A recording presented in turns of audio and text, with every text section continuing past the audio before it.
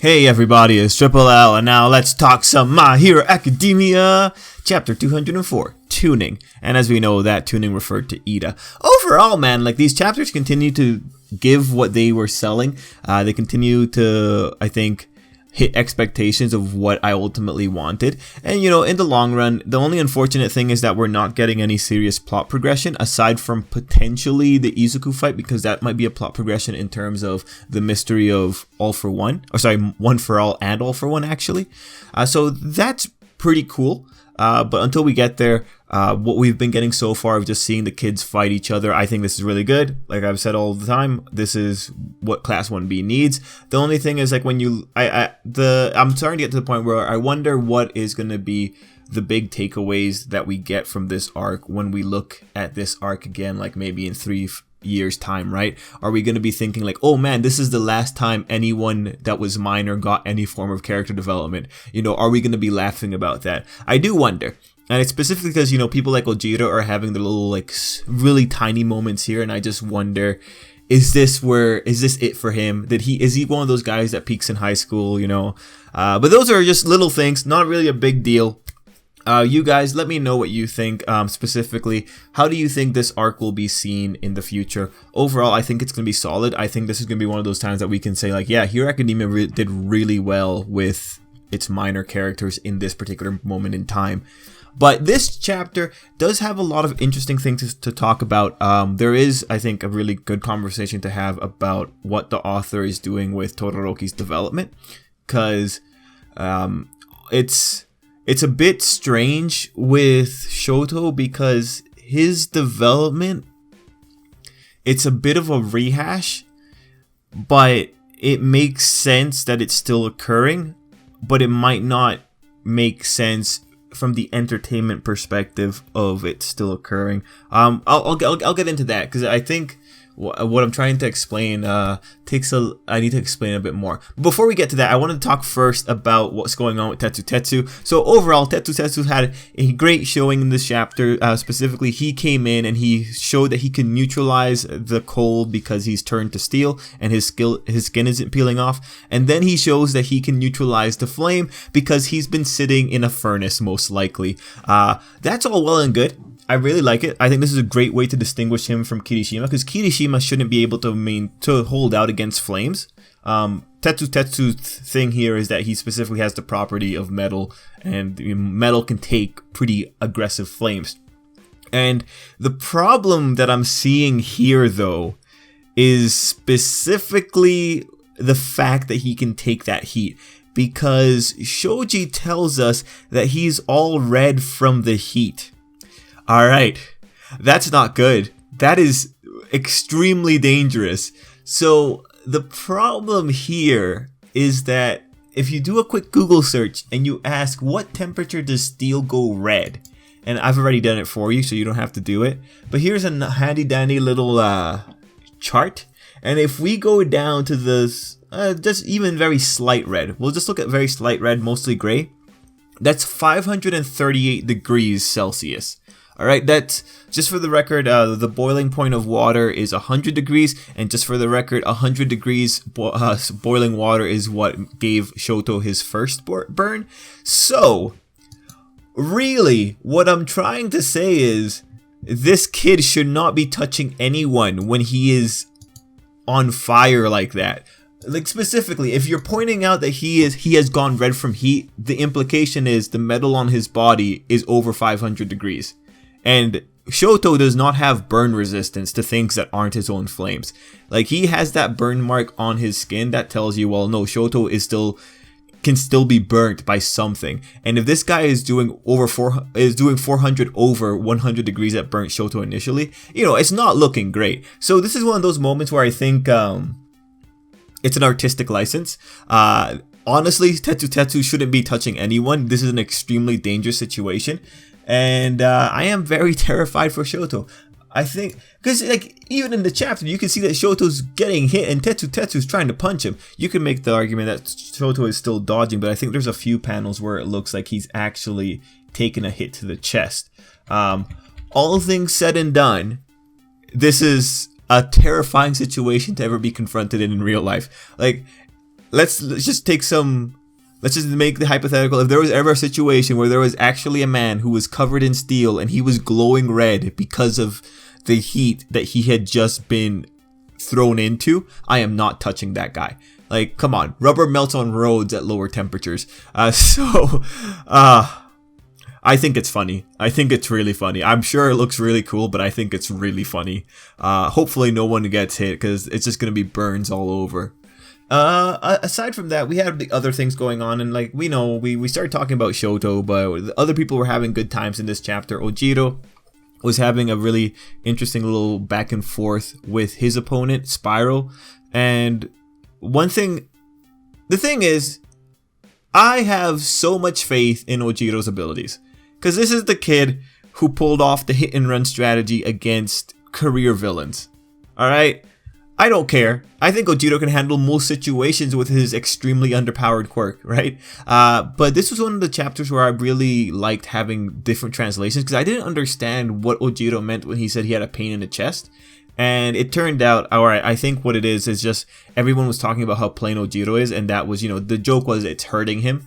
But all things considered, Ojiro is one of the most impressive students in that classroom, right? Because the big thing with Class 1A is that they were said to be impressive because they had experience fighting villains, that they were able to handle doing villains. But when you consider the group of people who were actually involved with villains, they're even smaller than the initial Class 1A group. And within that group, one of them was dealing with villains all by himself, that being Ojiro. The guy has respect, the guy has accolades. I think the author could do amazing hand-to-hand combat scenes with him. It's just a thing that the author hasn't done it. So this was good enough, but I do hope to see Ojiro do more stuff later on in this fight. So with Ojiro, we're going to also talk about Iida real quick. The biggest thing that I took away from Iida is specifically that he pulled out his mufflers. That looked painful. I never thought that was possible, but I did like the logic. I like that this is like, oh yeah, it's not the same as, say, growing back a limb, but it's the same as growing back a fingernail, right? So I really enjoyed that there is this biological component where he can grow a new muffler. That is so cool. That is a great way to add a flair to his quirk. I really like it. That was really awesome. So good stuff on Iida's part, and ultimately Iida's thing just ends up with him showing up Juzo and making Juzo feel stupid for underestimating him.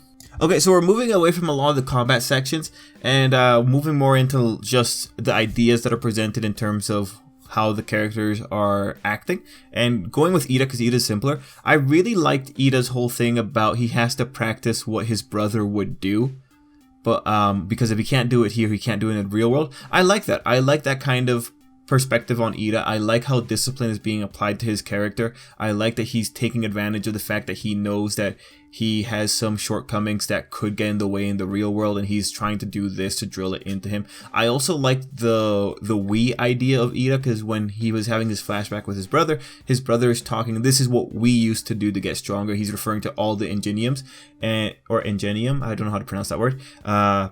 And then just this whole idea that he's doing as Ingenium would do. It's pretty interesting. He's not living to the person that is Iida. He's living up to the mantle of Ingenium. And I like seeing that kind of mentality coming from Iida. Like, all things considered, Iida's philosophy is not the most exciting, but it is a pretty nice lesson in discipline. And it is really admirable to see him trying to live up to this kind of standard. And it's interesting to see him forgo the self to go for a collective kind of identity, and that is the identity of Ingenium. So I really love that kind of philosophy going on with Iida. It's a bit hard to make it exciting, but for little short bursts like this, I think it works really well. And I think ultimately him breaking into the one-on-one fight to prioritize the mission, I think that's great. That's awesome. Good stuff. And also he's showing that he's a relatively good leader. So I'm overall pretty impressed with him. This has been really good for the kid. So going into Shoto now, and let's talk about the really cool thing. Shoto is still, his personality and development are still heavily tied to Endeavor, right?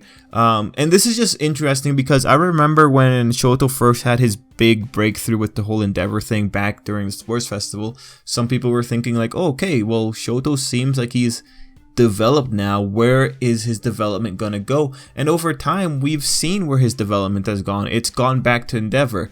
A lot of Shoto's development is still tied around him having this weird attachment to Endeavor. And again, I like the dynamic, because this is one of those dynamics that shows you can be attached to something without loving it. And particularly the attachment itself is this attachment of negative feeling, right? Because Endeavor's presence is still something in Shoto's life that causes an emotional change in him. This is what would fall underneath the idea of attachment. I do like it. And I think when you look at it, you see that the author, every time that Shoto's at a big obstacle in his life, he thinks back to Endeavor. You see that the author is continuously doing that. And on one level, it's like, well, yeah, it makes sense that this kid who's severely traumatized due to the actions of Endeavor still has hangups on Endeavor. But then on the level of entertainment, I wonder, is this all that the author has going for Shoto? And so I want to get your guys' opinion on this one too, because this is a bit of a tricky situation. I think all of us as readers will have no problem to see Shoto still trying to deal with the shadow of his father weighing down on his life. I think as readers, we can all be sympathetic to that particular ideal. However, from the writing and entertainment standpoint, I wonder, do you think there's any possibility that you're eventually going to get bored of the fact that this is Shoto's principal problem? Like, this is the problem that Shoto is always going to come back to. And on another level, do you think this might be a weakness on the part of the author? Like, in terms of the perspective that the author can't write anything better for the kid. So ultimately, it makes sense that the kid still has these severe problems and that he still has this severe relationship with Endeavor.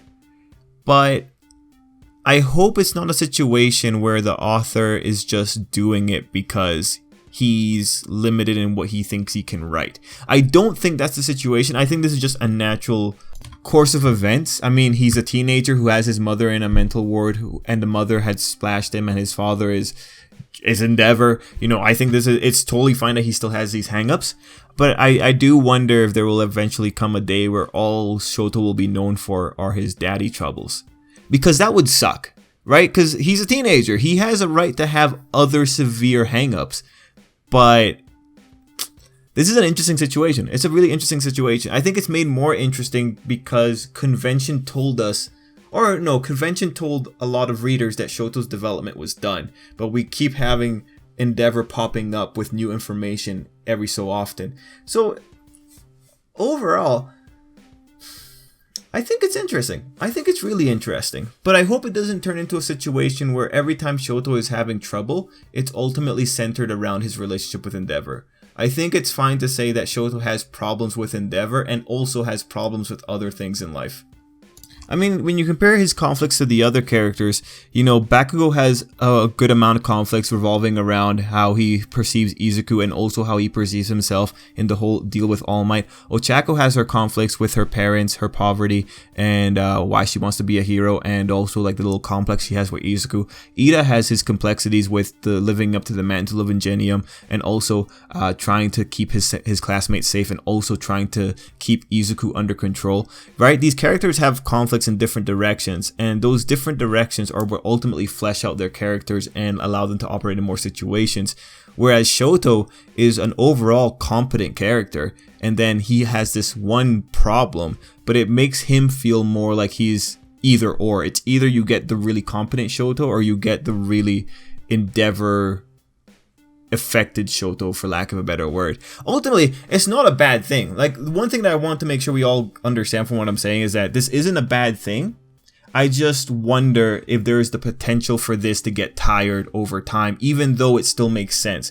Because, like I said, we're all fans of the series. We all have seen Shoto's journey. I don't think anyone that takes the time to watch the YouTube video impressions and is severely into the fandom is going to be upset that Shoto is still working his way through these problems. But on the note of the entertainment, I wonder if there will ever come a day where people will just say, well, I wish Shoto didn't just have this kind of Endeavor problem. Regardless, we end off the chapter with maybe some kind of burn coming out because it's all about surpassing your limits at that end. So is Shoto about to go plus ultra? I don't know. It could be pretty awesome if he does though. Holy, but I'm really scared for Tetsutetsu. Good thing he has that layer of steel. Anyway, guys, let me know what you thought down below, and sorry for the ramble with the Endeavor part. I'm very interested to see what you guys write for this part, just what you think about the whole thing. It's totally fine if you just say like, no, this is appropriate, makes sense. But otherwise, I hope you have a great day, and until next time.